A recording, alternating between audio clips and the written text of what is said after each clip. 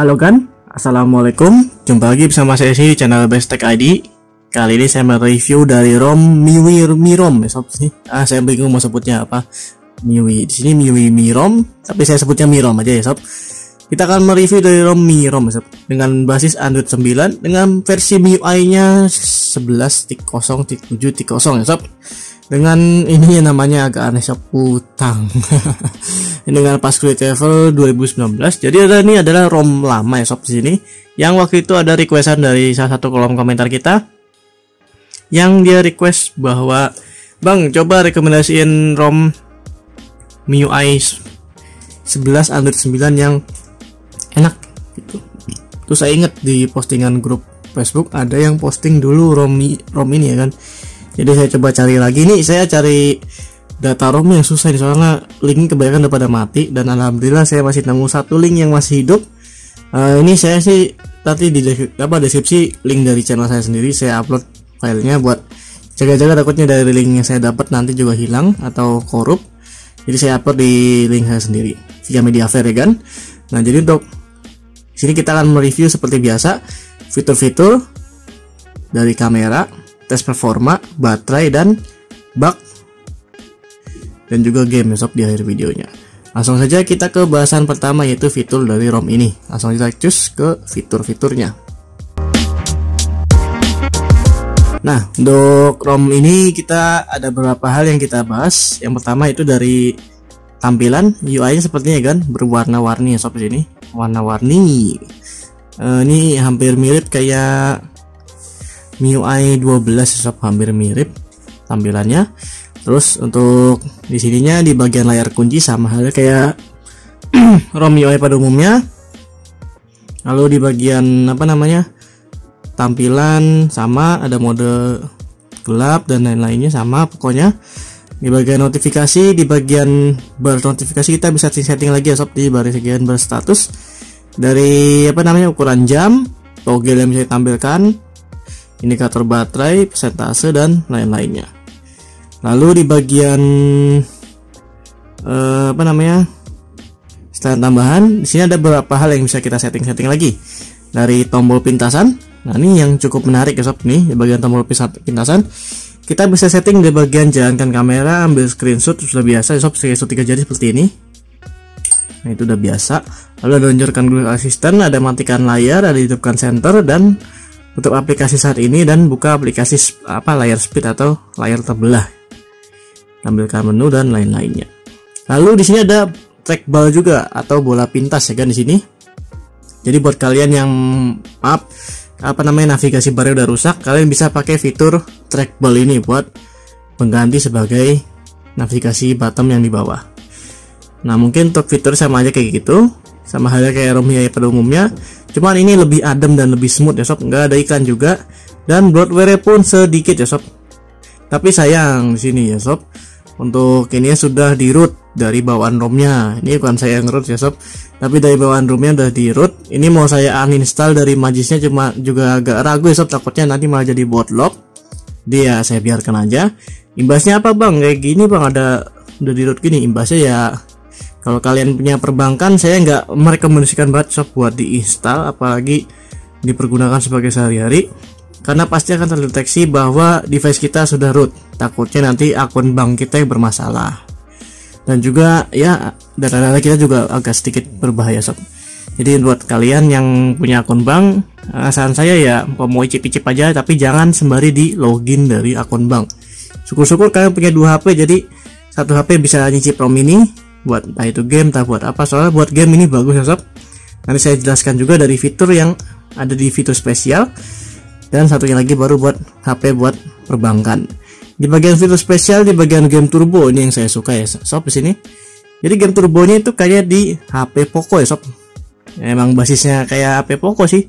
Di sini untuk bagian settingnya sama aja kayak pada umumnya, tapi yang saya suka itu di bagian setelan tambahannya.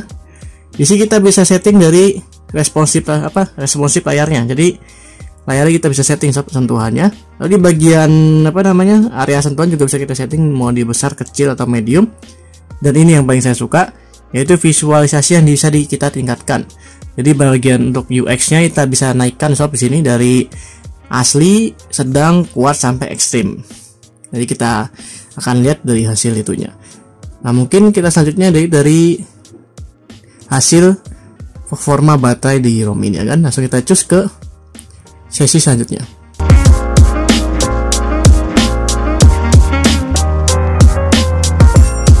Nah, ini kita sudah di sesi selanjutnya, yaitu tentang baterai.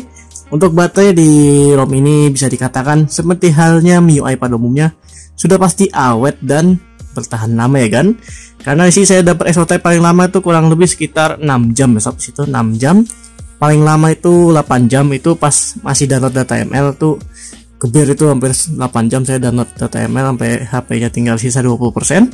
Saya akan tampilkan dalam video untuk dari hasil riset saya menggunakan baterai di HP ini ya sob. Jadi untuk saya bisa dibilang untuk baterai ini itu awet ya sob, sudah pasti awet. Tapi kembali lagi ke penggunaan kalian seperti apa dan dari baterai health HP kalian. Semisal ini kan karena tergolong HP udah lumayan tua ya sob, jadi untuk baterai ya bisa dibilang boros ya, nggak apa-apa lah, maklum udah tua juga. Baterai kalian sudah menurun performa ya juga nggak apa-apa, wajar, udah tua juga sama. Pokoknya kalian maklumi aja dari HP ini ya kan. Dan untuk baterainya saya bilang masih jos banget digunakan di tahun ini. Langkah selanjutnya kita bahas dari kameranya ya kan. Langsung aja terus ke kameranya.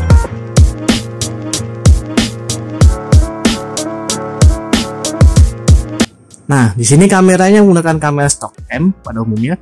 Bisa di-install Gcam, cuman saya nggak coba untuk install Gcam karena saya mau coba untuk install pakai apa? Coba dari stock cam aja, kayaknya bagus ya, tapi stock camnya juga nggak jauh beda dari Gcam.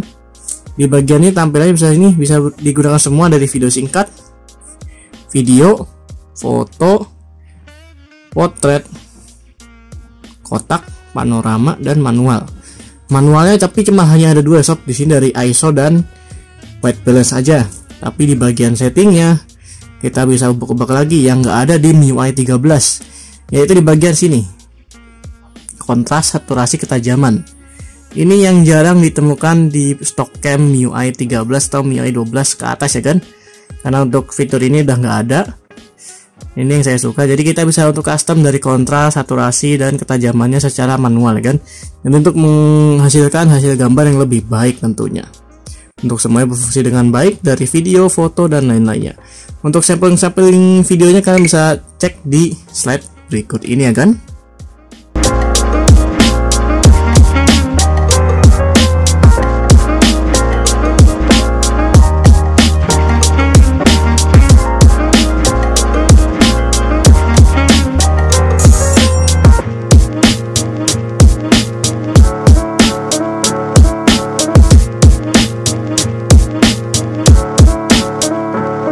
Nah, setelah kalian melihat hasil sampel foto dan video yang sudah saya tampilkan, langkah selanjutnya kita akan bahas dari performa di HP ini ya kan. Langsung aja kita cus ke bagian performanya.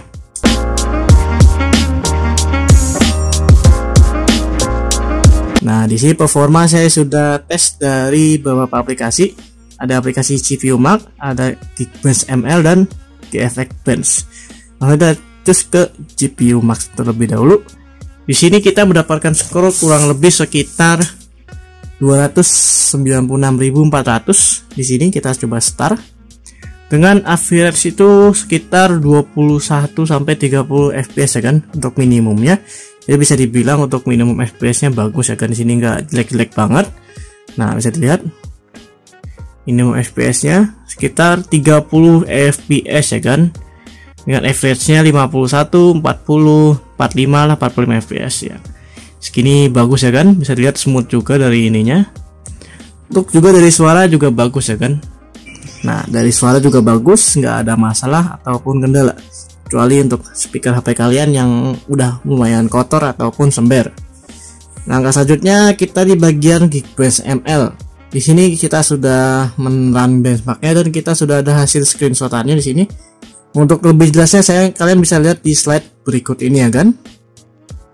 Untuk hasil-hasilnya.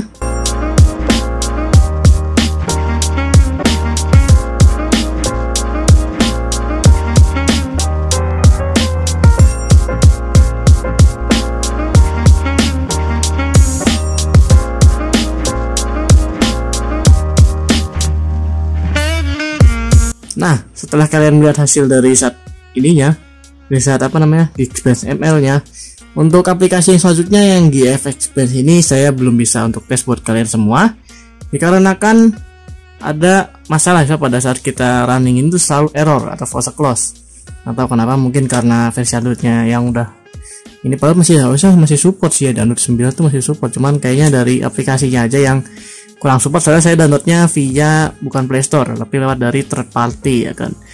Nah, jadi kita langsung ke langkah selanjutnya, yaitu performa dari game di HP ini ya kan.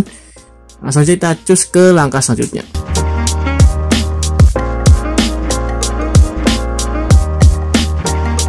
Nah, di sini kita menggunakan game Mobile Legends Shop sini. Seperti biasa, kita akan main satu match di sini dengan mode rank dengan data yang sudah saya download secara full di sini.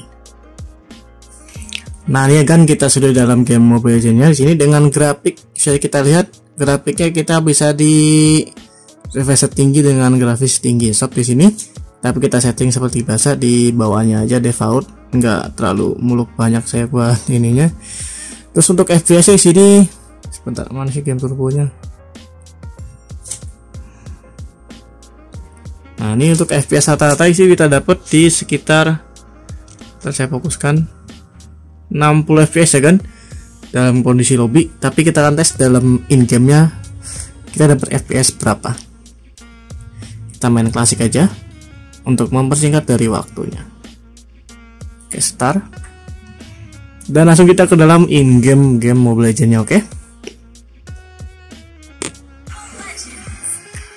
Nah, kita sudah dalam game Mobile Legends Shop. Di sini bisa dilihat untuk FPS yang kita dapat itu mana ya? Nampilin mana ini? Nah, untuk FPS yang dapat itu kurang lebih sekitar 57 sampai 60 FPS ya kan di sini. Dengan CPU 55%, GPU 33%. Untuk menampilkan FPS seperti itu ya kan di sini. Untuk ini smooth ya kan, smooth, nggak ada masalah ya sob, ininya lancar. Untuk pingnya juga aman sob, ping jaringannya juga aman di sini. Tergantung dari koneksi HP kalian juga, atau dari sinyal HP kalian juga, itu juga berpengaruh sob, dari koneksi juga. Kita akan bermain satu match di sini dan kita lihat apakah dengan ROM ini kita bisa berjalan dengan baik. Kita main dengan si Layla. Oke, mantap. Oke, langsung kita ke akhir videonya. Oke.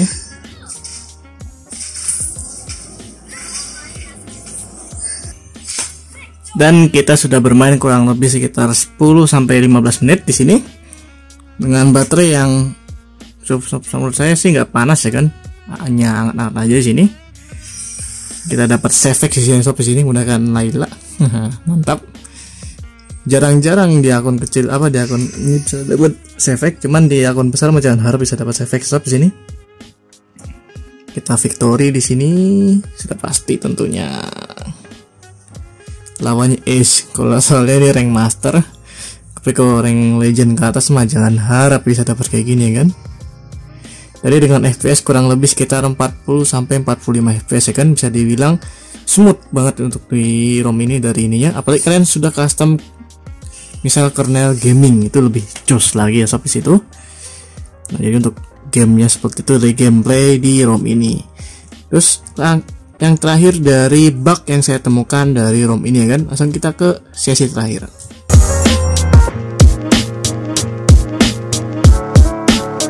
Nah, bug yang saya temukan itu dari ROM ini tuh ada beberapa ya kan. Yang paling mencolok itu di bagian ini sih, M-Banking. Kalau kalian punya M-Banking sih di untuk pengen install di ROM ini saya nggak merekomendasikan banget ya sob, karena force close semua. Sebagai contoh nih, living tuh kadang stuck di sini, ntar kadang-kadang keluar sendiri, bisa dilihat. Kita tunggu, tarik keluar nih. Nah, keluar, kita buka lagi, nanti keluar lagi, seperti itu kan, nggak bisa dibuka. Dana juga sama, BCA masih bisa dibuka, cuman alisannya device Anda sudah di root. Jadi untuk ROM ini saya rekomendasikan buat kalian yang nggak punya M-Banking aja.